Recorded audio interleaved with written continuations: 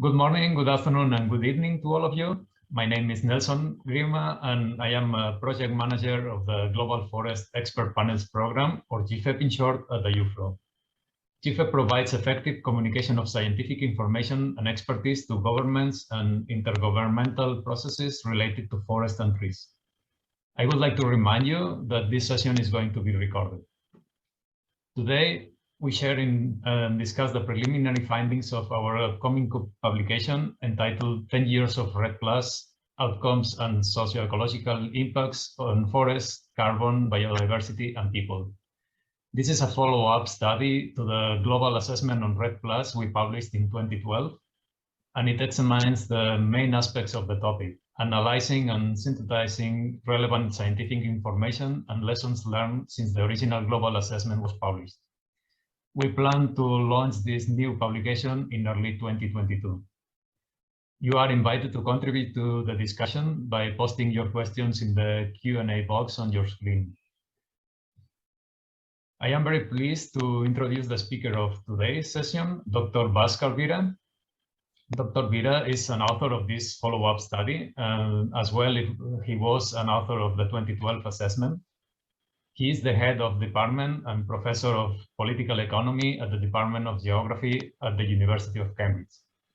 In this session, he will share the emerging findings of this new REDD+ publication. Welcome, Bhaskar. Thank you for joining us today. Thank you, Nelson. It's a great pleasure to be here with you and to be with the audience. Bhaskar, to start, could you please explain the concept of REDD+ to our audience?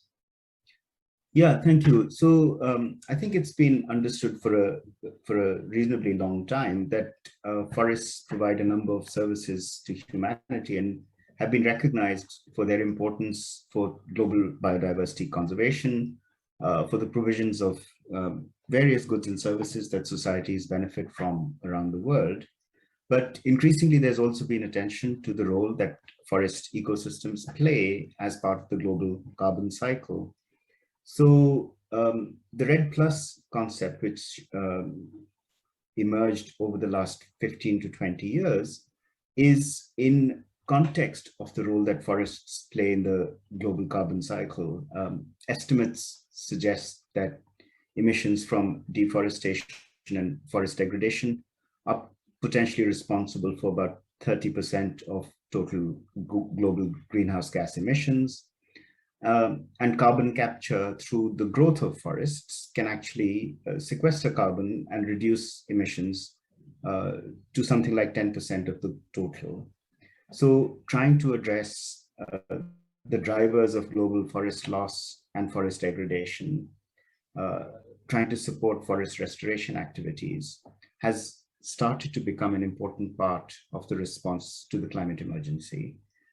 And in particular, since the Paris Agreement in 2015, there's been an increased focus on trying to understand the role that forests might play in the context of the carbon cycle.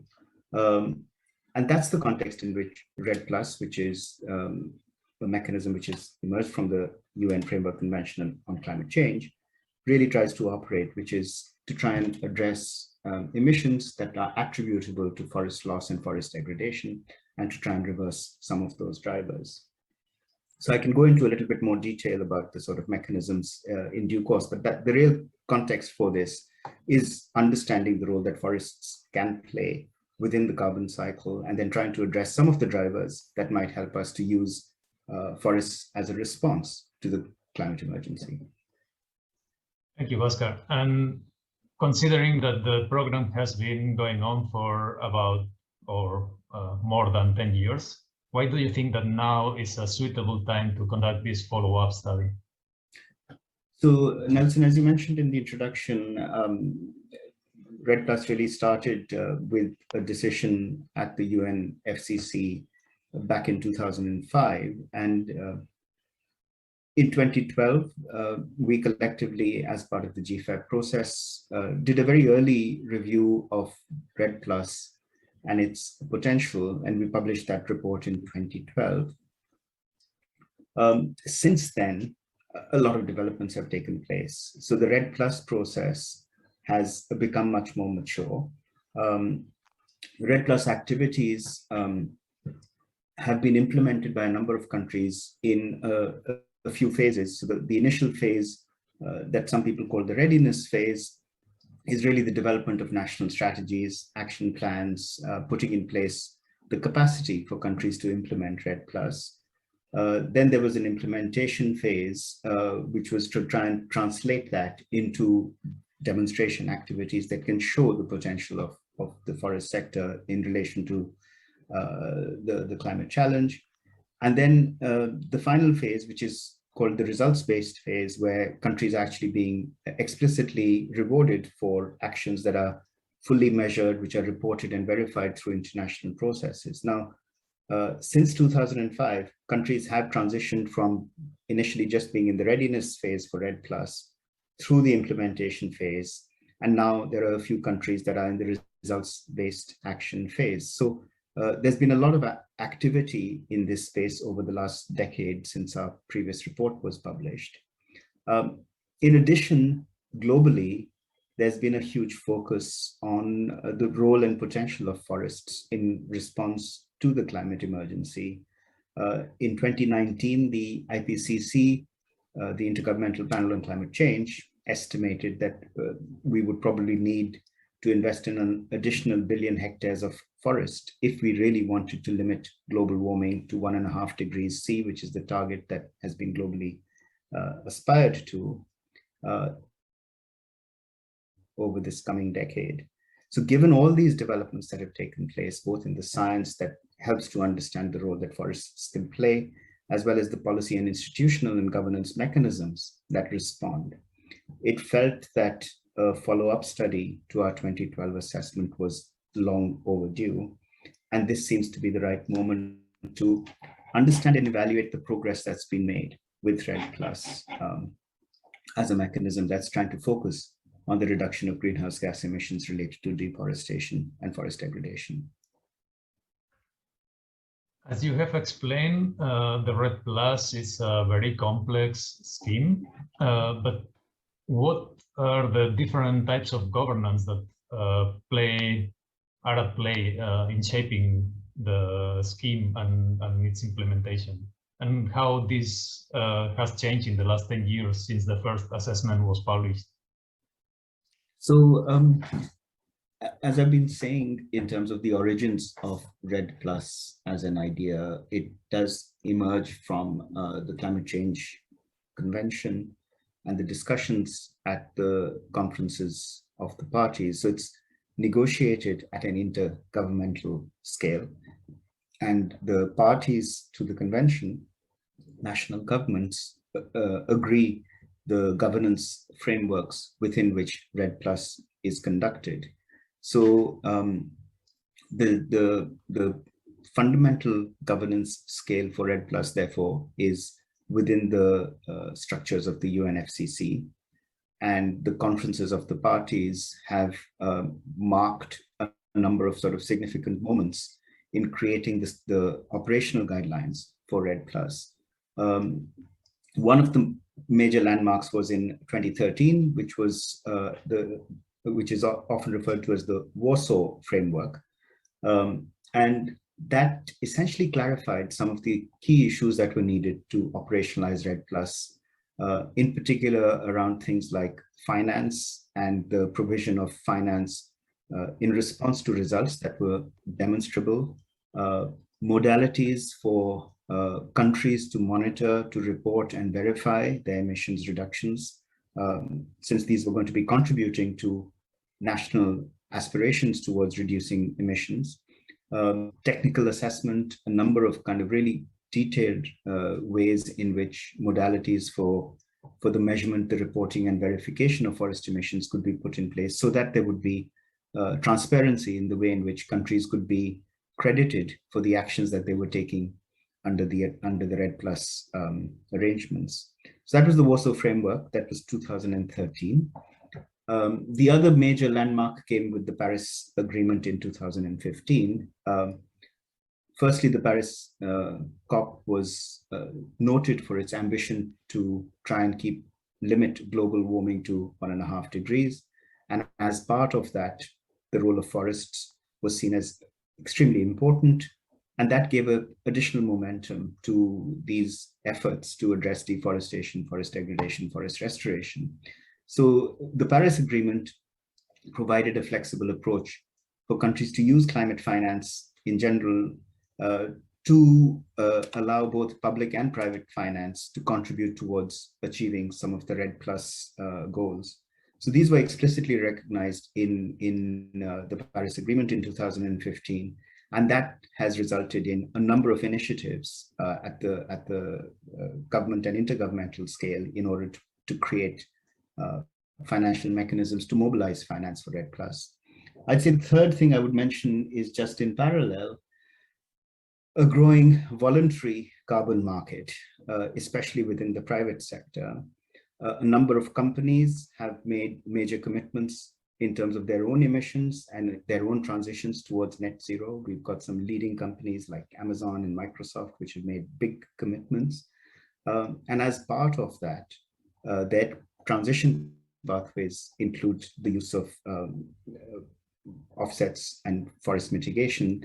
And this voluntary market is expanding very rapidly as well. So there's an additional dimension where this voluntary market, which has largely been outside of the formal mechanisms, has created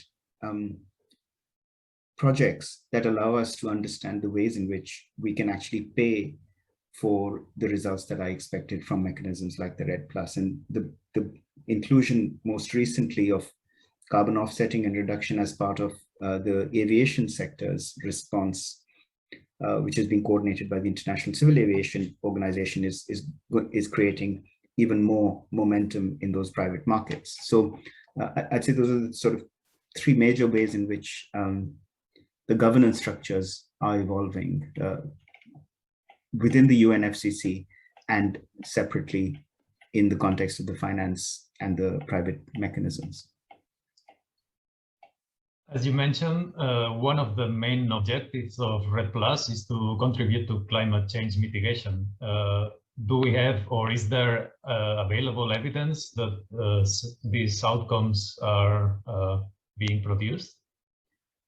So this is where the sort of detailed work that this assessment is now going into is hopefully going to be quite helpful. One caveat that I think is worth putting in place is that what we would formally classify as REDD+ activities haven't really had enough time for us to be able to attribute direct reductions in emissions to what can be linked back to proper REDD+.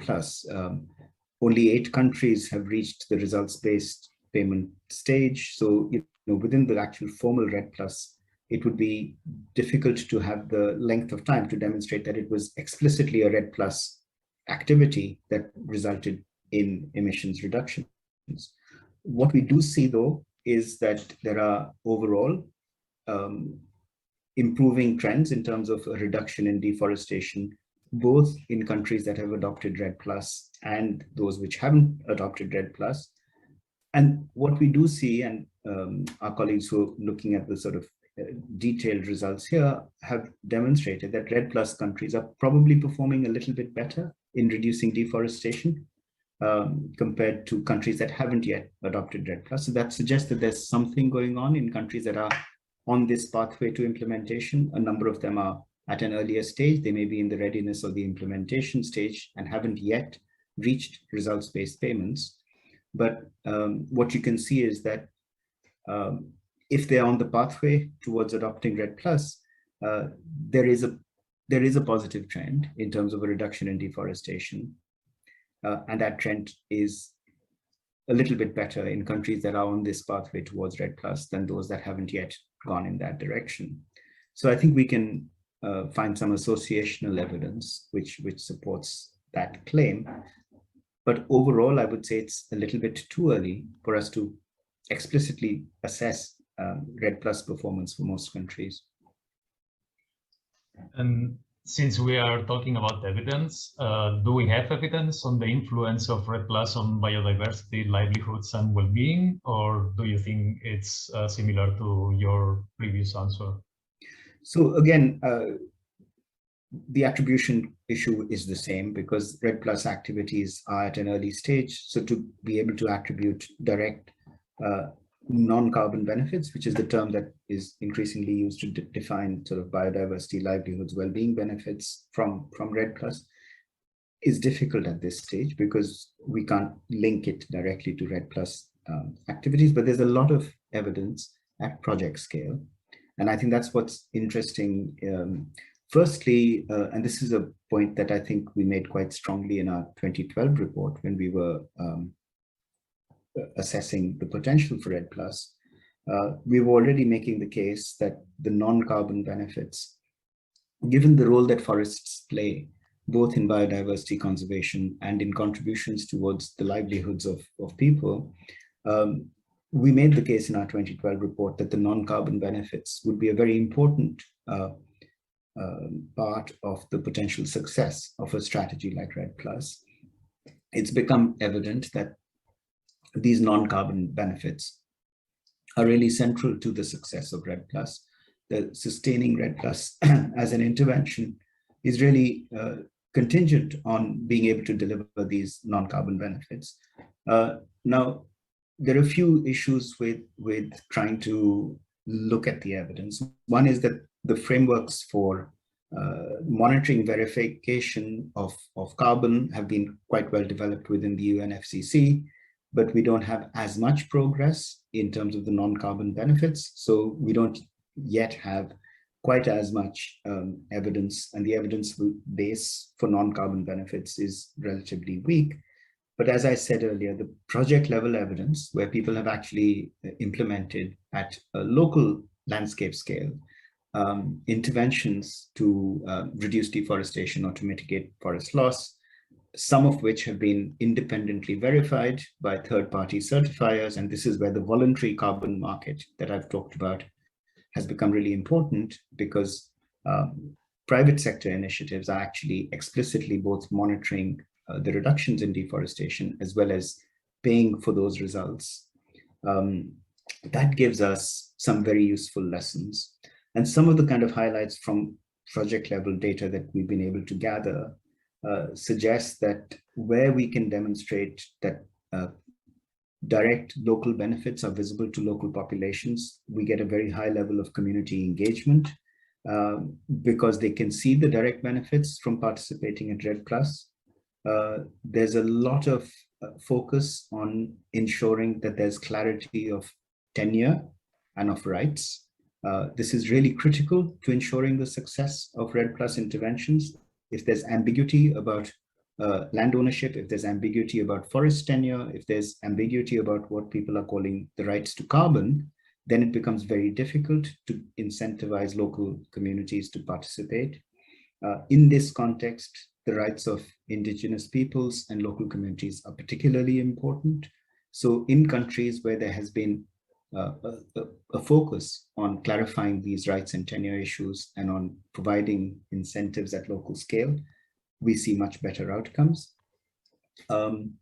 There are still the usual concerns that always emerge in the forest sector around equity, because the costs and benefits of interventions are often unevenly distributed. So you do get winners and losers at local scales, and there's a lot of evidence from project scale about that.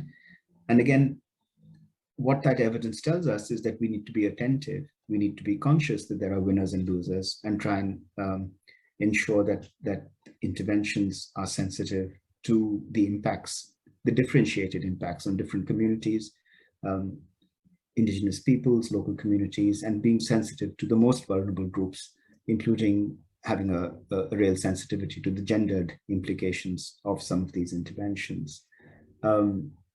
The data on biodiversity outcomes is even more scanty. I guess there's some data, but the co-benefits to biodiversity are obviously theoretically strong, and we can see some early evidence, but it's not adequately monitored, and not having the scientific monitoring in place does limit what we can say about some of the kind of co-benefits that we expect, but we can predict that those are likely to be quite strong. And considering the experiences on a global scale, what are the challenges of implementing REDD+ now and in the near future? So there are challenges at different levels. So at the global scale, let's start there.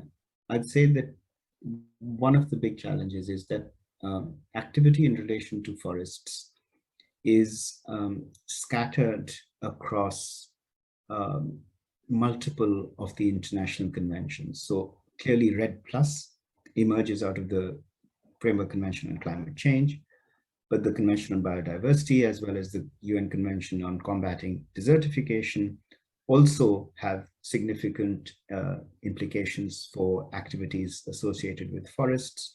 And the Sustainable Development Goals and our commitments towards the SDGs also include commitments in relation to land use and forests. So there's a risk here, which is that potentially there's a fragmentation of forest sector activity across the multiple conventions that are dealing with forests. And there's a need for harmonization across those conventions. I would turn that around in some ways to say that a mechanism like REDD+ potentially offers that integrative possibility.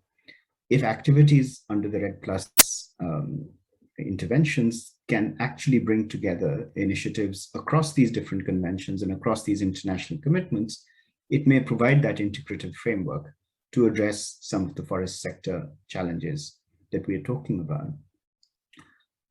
So that, I would say, is sort of one of the big sort of international governance. Since we don't have a forests convention, forest sector activity is split, and ensuring harmonization across the different international mechanisms is a significant challenge. A second one would be how that then translates into the ways in which countries, national governments receive REDD+ strategies. It's very important that it isn't perceived as a top-down mechanism coming from the international community to national governments.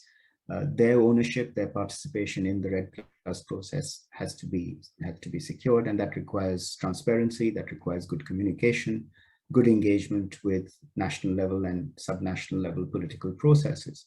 And I think that is an ongoing challenge. Given that the forest sector has always had additional challenges related to things like tenure and rights, I think ensuring that REDD+ is not undermining local communities' aspirations and local communities' rights and tenure relationships is important. It's not just about clarifying tenure, but it's also about ensuring that we are sensitive to the needs of the most vulnerable groups.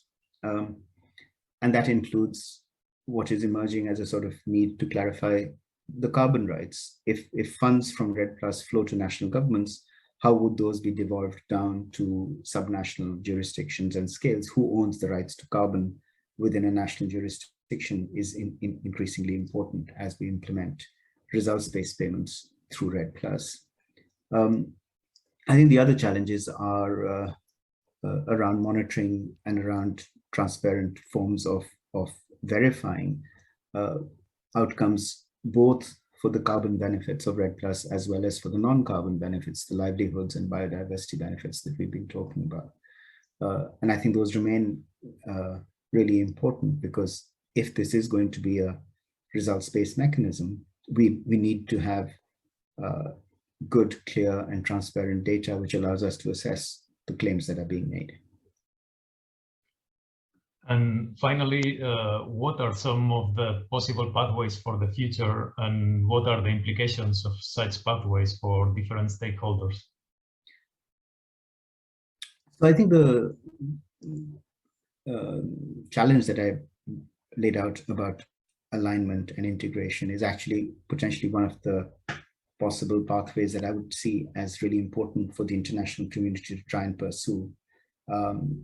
At the moment, under the Convention on Biodiversity, the new Global Biodiversity Framework is being negotiated and agreed, and we expect both that the CBD convention, the Conference of the Parties coming up, as well as the UNFCCC will be ratifying new decisions. And I think trying to adopt an integrated approach, which creates structures that support REDD+ across both conventions, provides us with a real opportunity in this coming period of the next 12 months. This links with a growing interest in what people have called nature-based solutions, and the potential for finance and funding to support that transition, which includes a commitment to nature-based solutions. I think there's that would provide us with a set of mechanisms that integrate what is happening within the conventions with the efforts of the private sector and the financial sector. So I think there is potential there, assuming that we can keep all the safeguards in place that I've been talking about. I think the other really interesting potential is the improved role of technology for monitoring. There's very, very positive developments in the use of remote sensing and global satellite imagery, coupled with local ground truthing. I think that can help with improved and accurate up-to-date information on forests and forest loss, but also coupling that with data on biodiversity and monitoring mechanisms to see the livelihood and social outcomes. I think there's a huge potential to actually put in place good quality and robust monitoring systems that allow us to make some real evidence-based interventions which support these aspirations for REDD+. Thank you, Bhaskar, for being here with us today and for sharing all this information regarding the upcoming REDD+ publication. Thank you, Nelson, and I look forward to any questions that our audience might have. Thank you. The publication of this study, as I mentioned before, will be launched in early 2022, and you can follow the latest updates on these publications through the IUFRO-GFEP's website. And now we will move on with the questions from the audience. Please post your questions to Dr. Vida in the Q&A box that you have on your screens.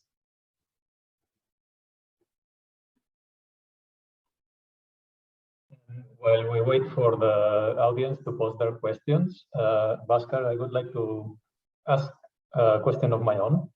And the question would be that besides the global benefits of carbon sequestration, who benefits from REDD+ implementation at the local level? Thank you, Nelson. And yeah, just to sort of step in and talk about the non-carbon benefits, because increasingly REDD+, the plus is important, and it's really important that benefits are centered around the social and biodiversity outcomes that emerge from the interventions that are being planned as part of the REDD+ program. So the carbon benefits are obviously the sort of primary focus. That's part of the reason why it's being implemented. But increasingly, there's an emphasis on what people have sometimes called safeguards, which are meant to ensure that there is no negative outcome on biodiversity and on society. But many REDD+ programs are actually saying this, we need to go much beyond just the idea of preventing harm from happening and actually enhance positive outcomes. And these positive co-benefits are partly to do with the benefits of habitat protection and habitat restoration, which will have biodiversity outcomes at local scales.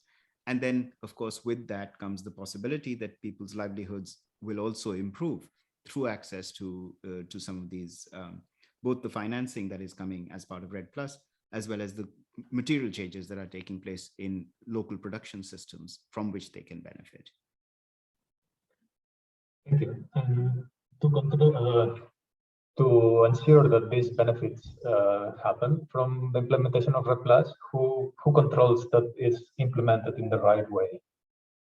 So it's fascinating to consider the sort of multi-institutional architecture that controls something like REDD+. If we see its kind of institutional history, it emerges from global conventions. It has a mandate at the UN level. It has a mandate internationally from the conferences of the parties, things that we've already mentioned. Because it's then implemented at country level. There's a sort of important role for national governments, and the national government's REDD+ strategies are important ways in which this is then implemented in each country. But in order for some of these land-based interventions to be meaningful and to have proper stakeholder buy-in, it's really important that there is then a proper system of institutional nesting below the country level. The sub-country institutional structures are also important. So control then has to rest with local communities that are most directly impacted by some of these interventions, and the extent to which this supports the decentralization of things like forest governance and land use governance in each country is a critical ingredient of future success. The implementation has to be inclusive of existing local decision-making structures and has to reinforce where possible some of those local decision-making structures. In some countries, those have been in place for a considerable length of time before REDD+, and it's important that the REDD+ program engages positively with existing structures and works with them.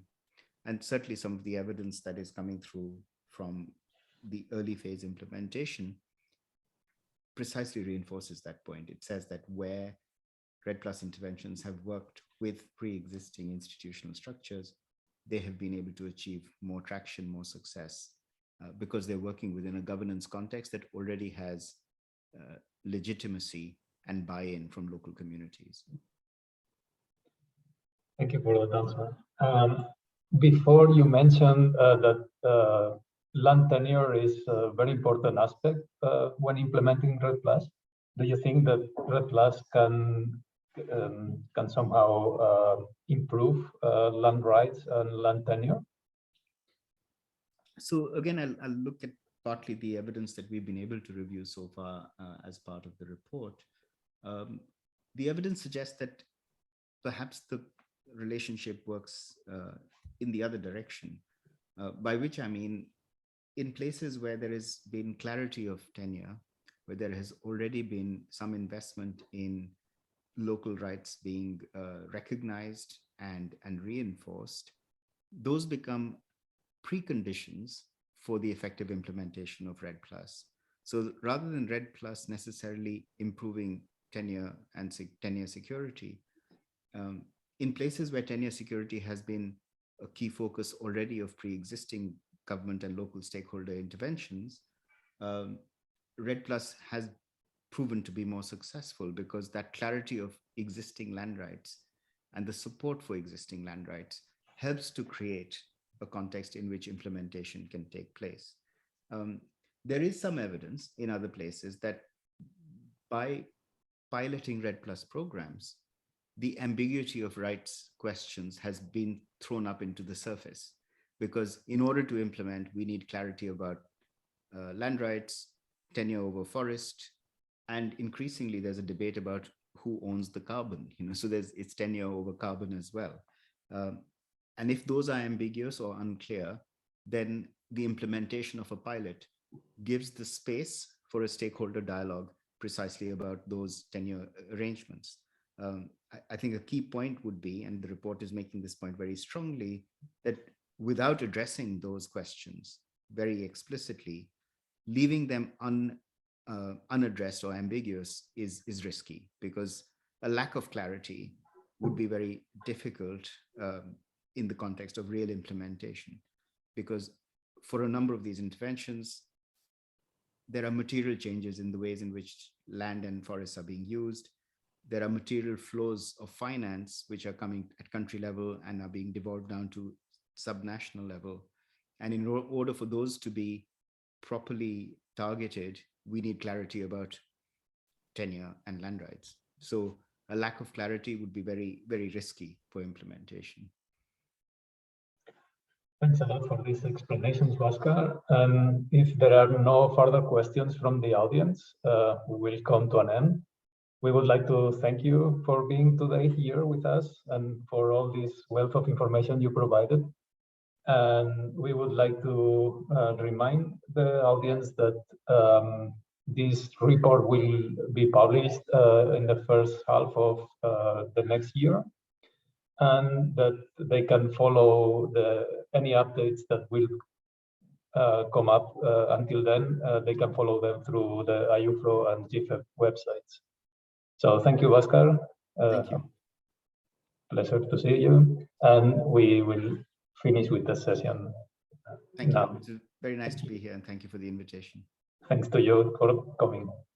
And thank you to the audience as well for listening to us.